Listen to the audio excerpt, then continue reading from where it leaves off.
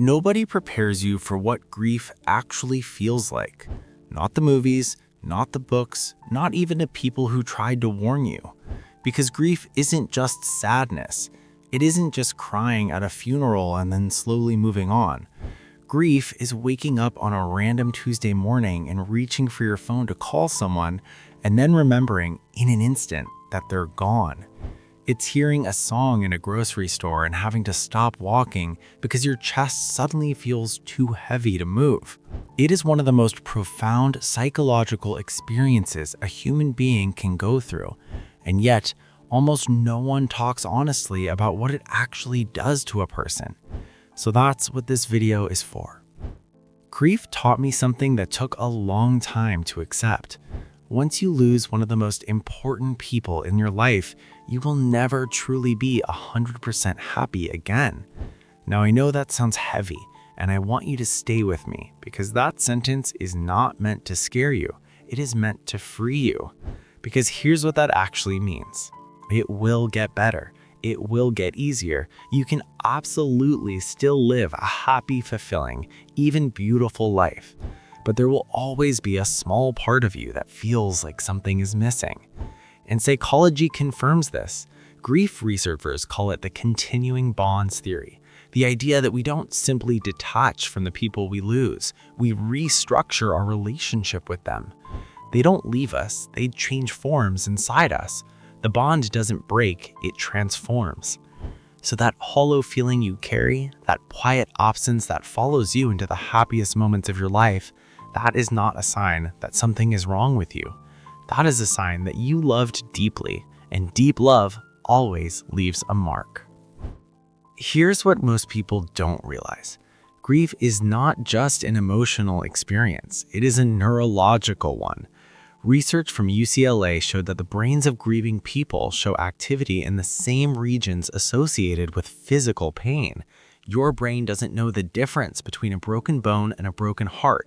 Both register as genuine, measurable pain. And that's why grief is so exhausting.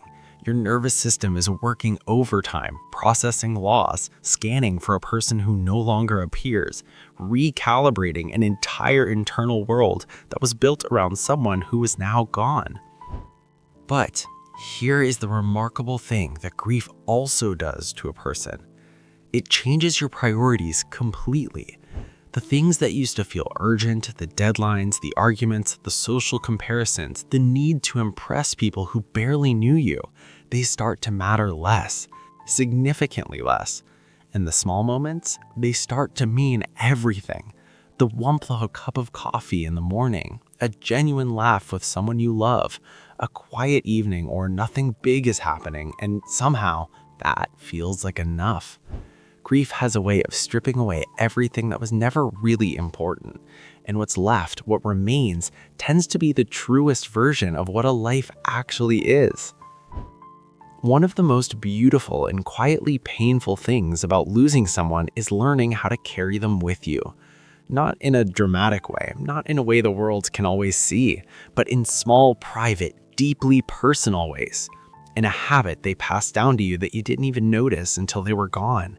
In the way you make a certain dish because they taught you how. In the phrase you say sometimes and then pause because you hear their voice in it. In the lessons they left behind, not written down anywhere, just absorbed into the way you show up for people, into the standards you hold for yourself, into the values you refuse to compromise on because someone you loved lived by them first. Psychology calls this post-traumatic growth, the documented phenomenon where some of the deepest, most lasting personal transformation in human beings comes through loss, not around it. It doesn't mean the grief was worth it. It means that even in the worst pain, something in the human spirit finds a way to keep building. You become, in ways both painful and profound, a living continuation of the person you lost. And this is where I want to challenge something that our culture gets completely wrong about grief. The goal has never been to get over the loss. That phrase, getting over it, implies that grief is something to be conquered, a mountain you climb and then leave behind you. But that has never been how love works. The real goal, the one that takes time and courage and a lot of quiet mornings, is to learn how to keep living while still honoring the love that never really leaves you. Because love doesn't disappear when someone is gone. It doesn't evaporate, it doesn't fade the way a memory sometimes does. It simply changes the way it lives inside you.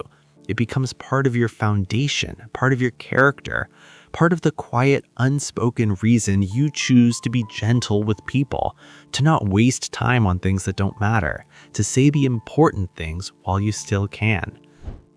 If you are grieving right now, or if you have been carrying a loss for a long time in silence, I want you to hear this. You are not stuck, you are not broken, and you are not taking too long.